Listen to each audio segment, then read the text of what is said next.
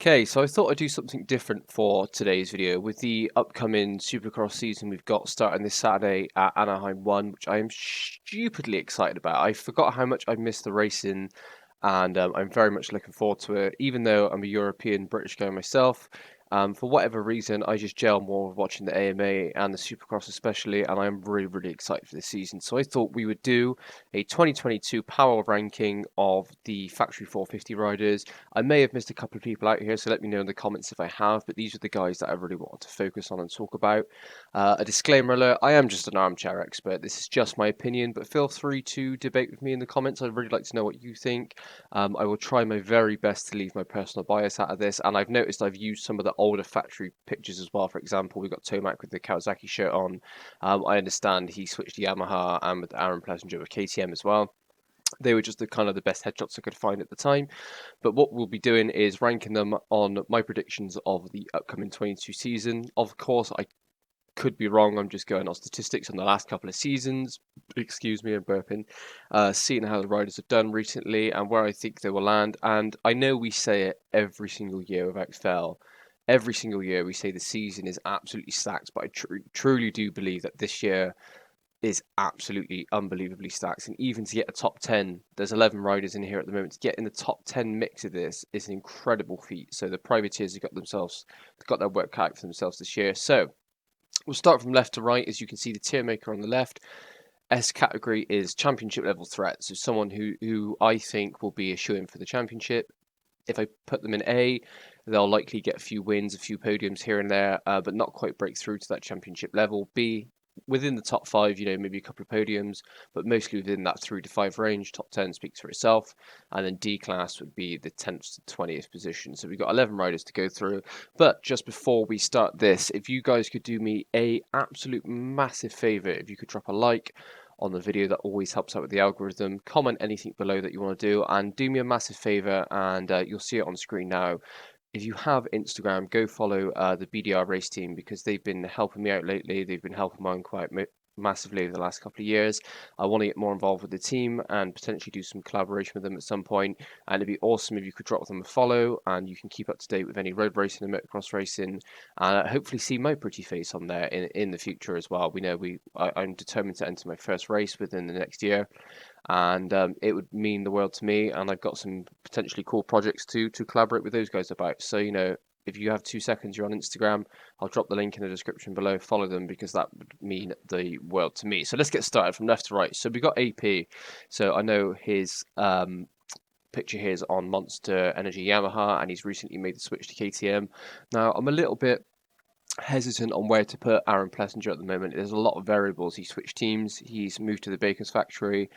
And I know he's the fun-loving guy, and it'll be interesting to see how that fits in with Baker's real strict programming. I'm not a fan of the Baker's program. I just generally think that he's made a career out of taking generational talents and getting them in shape. And everyone says that Alden Baker's the be and end all of it all, whereas I don't believe that's true. Of course, that's my opinion. But this will be interesting. I think Plessinger was doing very well on the Yamaha in motocross, and he had a rough couple of years, and he really seems to have come into his own at the moment. Will KTM be the right step for him? I don't know. Cooper Webb recently just moved from the Yamaha to the KTM, and he went from, a top 10 guy to champ. Will Aaron Plessinger take that same leap? I don't know. There's a lot of variables here. Maybe he gels with that KTM better. Maybe the program will help him better. I do think he has talent. He is one of the most fun guys around the sport. So, as a personality, he's great for the sport.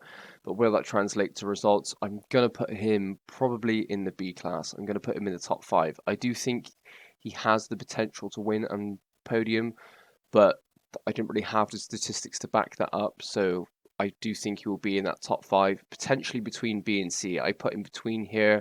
I'm going to give him the benefit of the doubt and put him in the B class. Maybe he'll prove me wrong and get some more wins, but there's a lot of variables that I can't see him kind of pushing it up.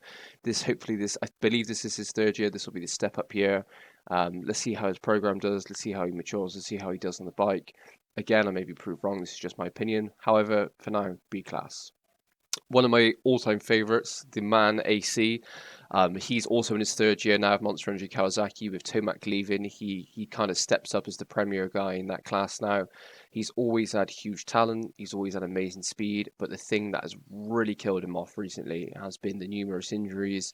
The mistakes have, really piled up on him. He's a media darling. He's literally like one of the best guys for the sport. Very well spoken.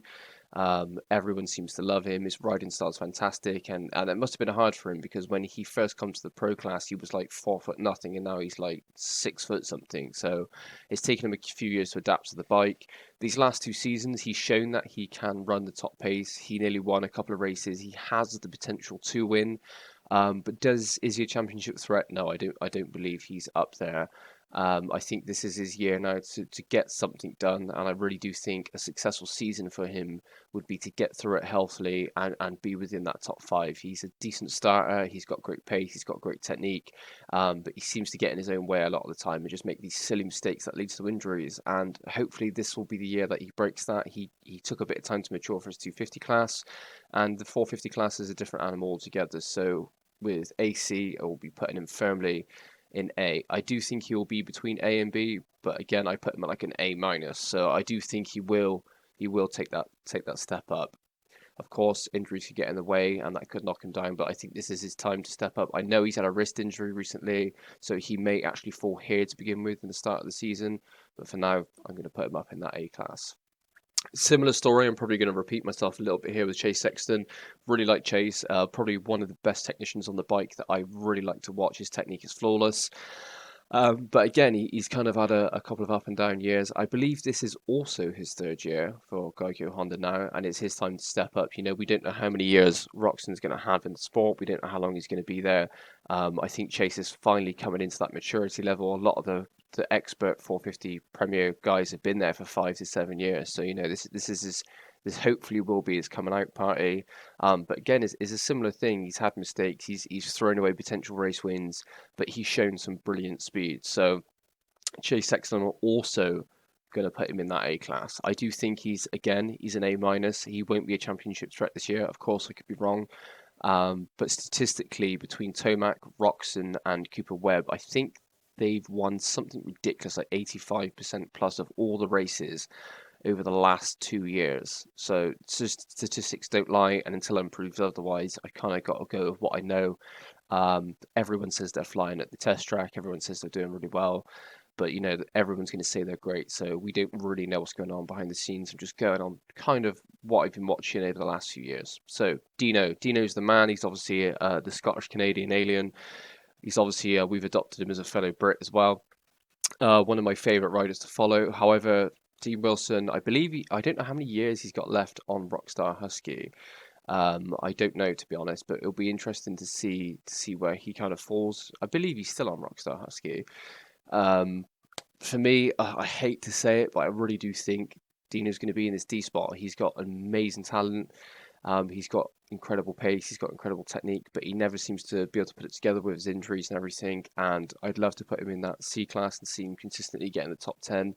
I just don't think he's in the cars. I think he's a solid like 10 to 12 rider with occasionally breaking into that top 10, and probably going to finish in the top 15. The class talent is kind of stacked, and unfortunately, he's been an amazing talent that should have had more championships in the 250 class, better results in the 450 class, but he's been absolutely plagued by injuries. So unfortunately, that's where we're going to leave him. And I've just realised I've left Marin Musquin off this list, so I do apologise for that. But we'll talk about Marin, and maybe I'll re-edit in a picture at the end. We'll put him in this blank space for now. I will re-edit Marin in a second. Cooper Webb, he's obviously your previous season's champion. Since he's made the move to KTM, he's been outstanding. He showed last year that his mentality and everything else pulled him through when Roczen kind of had him at the start of the championship. He's able to make passes, he's able to get things done, and I know he's left the Baker's factory. Again, I really don't think the Baker's factory is perfect for everyone. I think it's perfect for generational talent, and it'll be really interesting to see this year that I don't think Baker has world-class speed. He's got Malcom Stewart, he's got other people, but this will be kind of their testing party to see if they can come out and create a champion. I don't believe they will, but Cooper Webb, I'm still going to put him in that S class. He's proven many a time that he's a two-time Supercross champion. He's on a great program. He's on the Red Bull KTM. He seems to fit that bike, and he just seems to get it done. for whatever reason, people say he's not the best in the gym, he's not the best at the test track, but come race night, he gets it done. So Cooper Webb, we'll put him in the S class. Now, with Dylan Ferrandis, he had an absolute sensational motocross season last year. He pretty much dominated the entire series. I've heard crazy dedication from him that he's the first person to turn up to the test track, last person to leave. He keeps everyone late. He is 100% in to be a championship across the board. He showed some signs of speed last year, but then he also showed some signs of faltering a little bit. And Supercross is a completely different sport again. Some people are saying he's going to come out and be the champ straight away. I don't think that's the case. I think this will be a much better showing for him. It's difficult to know where to place him. Do we think he's going to get wins and podiums? I do think he has the potential to get a win. I do think he has the potential to be on the podium if the conditions go right, but I still think he's a strong B plus or A minus. So I actually think I'm going to put him in B. Now people might say I'm crazy for saying that, and he should be up here somewhere. Again, until he proves me otherwise, I can't see him going out and just absolutely dominating. But then again, I guess no one had him pegged for the Motocross Championship as well. So for now, I'm going to put him in the B class. Eli Tomac, he's the interesting one this year. While so many people have been switching teams, Tomac, he's obviously been on Kawasaki for years. He's won 3 straight outdoor titles. He's won a Supercross championship with them. He should have won more titles in Supercross, but again, you had one of the greatest riders ever, Ryan Dungey, to contend with. And then he's also, been a bit up and down with his results. He seems to either be unstoppable or he's in 8th. And that real hot and cold has kind of kept him away from that upper echelon of having multiple titles. He's definitely still, for me, as people think I'm crazy for doing this. To me, he's still an S class. He switched to the Yamaha, and I do think the Yamaha, as well as the KTM and the Honda, the premier bikes right now, the Yams really changed it around. Their bike seems to be fantastic. I think they will make the changes necessary, and it can go one of two ways. Is Tomac changing teams because he wants to change of pace and he still believes he can win, or is he changing teams just to ride out the end of his career? I don't believe the second one's true. I do think he still has the ability to become champion. I still think he's one of the premier guys. He didn't do amazingly last year. I don't know how many wins he got off the top of my head. I'll have to edit that in later. But I do still think he's up there. He's still won a hell of a lot of races. He's on the all-time list. He's one of the all-time potential top 10 greats within the sport. Especially in AMA and Supercross, he's had ridiculous amounts of wins. I believe he's moved within the top 6 of all-time Supercross wins. So I still do think he is in that S class. Who knows? He may switch to the Yamaha and just have a horrible year. But for now, I'm putting him in the S class. Okay, so Jason Anderson. I know he's wearing his old kit here, but he's recently made the switch to Monster Yam, and it's interesting. It's kind of like Aaron Plessinger and Jason Anderson. I kind of put them in the same category of they give off this vibe as if they're not 100% all in. They're having amazing fun, but when it comes down to it, if you were to ask me who puts in more work between Eli Tomac and Jason Anderson, 99% of people are going to say Eli Tomac. However, that we could be wrong. He could come out and have this amazing coming out party. He was our 2018 Supercross champion. He hasn't won a race since, and I feel like he's gone for a couple of years of real mediocrity where he's just kind of, I forgot where Jason Anderson even was, like he's been there, but he doesn't, I can't remember the last time he had a standout ride, and Kawasaki will be, hopefully, the coming out party he needs. He's been on a Husky for a while now, and it'll be interesting to see how he gels with that program. I've heard people say that he's done better at AC at the test track, but the test track isn't a race. For me, I think he solidly sits between, do I want to be blasphemous and put him there? He's between B and C for me. I really don't know how he's going to perform on this Yamaha. Oh, God. Do you know what? I'm going to put him in C class. And I know that may be shocking. I put him in a strong C class. I'm talking like 6th or 7th. Do I think he's consistently going to come out and beat Sexton, Tomac, Roczen, AC? No, I don't. I'm going to put him into the C class. He may come out and prove me wrong. He may move into the B. But until we see him on that Kawasaki and see how that season goes, for me at the moment, I put him in C class. Justin Barcia, obviously, he's won the last 3 Anaheim ones. I don't believe he's going to go 4 in a row. I think the talent class is too much this year. I think to get 4 in a row would be absolutely insane. I could be wrong. He may come out swinging it and get that win. He's on that gas, which he seems to be doing very well. But again, when it comes to all the talent in this class, and it comes to people that I think will consistently be up there, I don't think Barcia is going to be one of those guys. I think he will have incredible standout rides. I think he will show moments of brilliance, but apart from that, I probably see him floating around that 5 to 10 position. So for me, Justin Barcia, I'm also going to put him in C class. Now, I'm trying to leave my personal bias out of this because Ken Roczen is my favourite rider, if not all time. He's second to Ryan Villapoto. There's Ryan Villapoto, and then Ken Roczen. So I will leave my personal bias out of this, and I do believe he has the potential to win championship. He could have got it done last year, but Cooper Webb seemed to get in his head a little bit. And a lot of people forget about how horrific his injuries were. He had something crazy like 17 surgeries on one arm. And when you do go through life-changing injuries, that has got to change your perspective a little bit. He's got kids now. And I can imagine in his head, he's thinking, do I absolutely send it for the win? Or do I get second place and live to fight another day? When you've been out of the sport for a while, I can imagine that changes your perspective. And he'll admit it himself that he has a really strong start to the season, and then his body seems to just give out on him a little bit. Has he had the ability to change that? I don't know. I believe he's 28 now, so a lot of people think that's old for a motocross rider, but in terms of athletic potential, you're sort of in your prime between 28 and 35. You're kind of in your athletic prime.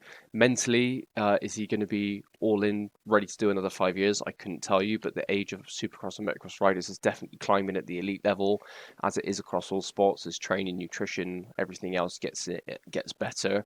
I still firmly put him in that S class because when Roczen's on and he's feeling good, there's hardly anyone that could stop him. He's kind of in that class of his own, and that when he's 100% on, the same as Tomac, I believe those two. When they're on, there's nobody that's catching them, and when Roczen comes out swinging, then he does well.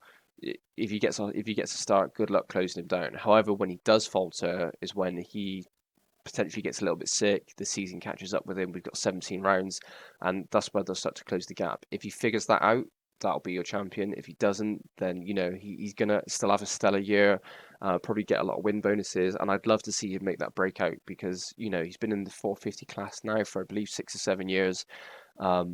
He has had potential to get a title, and I really do want him to get in a title as a fan of his. But if it comes together, and look at the tier riders of lists that we've put together here, look at all the other riders that will also be in it. If you're making a top 20 in a 450 class, you're badass on a bike. But I still believe he's S class. So Malcom Stewart is kind of I've had a struggle knowing where he's going to fit because when it comes to talent and actual technique, Malcom has fantastic speed. He's got great technique. His fitness has definitely let him down in the past. He's come in overweight. He'll admit that himself, that he may not have taken it as seriously as he should have. But he has got a 2-year deal now of Rockstar Husky, so he's a little bit more settled. He's kind of, he's got his place within the team. He's part of the Baker's factory, and if there's one person that I believe will benefit the most from the Baker's factory is Mookie. He's got the technique, he's got the talent, he needs the physicality, and the Baker's factory will be perfect for that kind of position. Alden's not going to be able to tell Malcom Stewart how to ride a bike any better, but he can help him be stronger and physically better on the bike, and I do think that will be a major step up for him. I don't know if he's doing the outdoor next year. That will be interesting. But I do believe he's probably going to be the best he's ever been. He's getting up there in age now. I think he's 29. So he's still going to be amazing on the bike, and I do think this will be his best year yet potentially. Will he be a winner or podium potential? Yeah, maybe he might have 1 or 2 rides. Is he going to do it consistently? I don't think so. No. Will he be in the 3 to 5 spot? No. I'm probably going to put him here, within the C class here. I potentially put him in here, but no, I think he's going to solidly be in here because we haven't seen what he's riding like yet. We haven't seen what his season will end like. And I will quickly add in Marin Musquin because I totally forgot about that, so give me 2 seconds. Okay, so we quickly added in Marvin. I don't know why the template's gone a bit weird. I couldn't figure out how to get it back there because I'm a doofus. But yeah, this is where we're going to put Marvin. So I love Marvin. I love his technique. He's been with the Baker's program for years. He's always kind of been the bridesmaid to Eli Tomac, and recently he's been really getting up there in age. I know he's recently signed a Supercross only deal with KTM for 1 year. If he has a stellar year, maybe someone picks him up, but to me that probably spells the kind of the end of his career. Maybe the Supercross only will invigorate me a little bit, and he might move closer towards this B class, or potentially even go up a podium. But for now, I solidly put him in that kind of top 10 position. Will he potentially get wins? Yeah, he's capable of doing so, and he has done before. Will he potentially get podiums? Yeah, of course, he could do, and potentially top fives. But with the talent class and everyone there, I do believe that he's solidly within the top 10. I kind of put him in between this B and C. Like he could potentially be like 5 to 7 sort of area. And that's where I'd put him. So that's where I've ranked kind of all of the guys for the upcoming Supercross season. This is just the factory guys, of course. There will be privateers in this as well, but I'm really excited for the upcoming 450 Supercross season. I wanted to do one for the 250 East-West, but I can't find out where the actual guys will be landing in each coast, so it'll be hard for me to predict that if I can't figure out who's on each coast. So for now, we're just going to do the 450 ones. It's somewhat a little bit different for me today. It's not exactly bikes material, but I really want to do this as a fan, and hopefully as it comes up, we'll be doing little reviews of each race as well, where we can talk about it. Perhaps we'll do it on a live stream or something once I actually figure that out. But yeah, if you enjoyed this, drop a like, have a little debate in the comments, and if you could follow BDR Race Team, that would be amazing. Until next time, I hope you guys have had a great Christmas and New Year. Keep it real. It's all been love. Catch you guys later.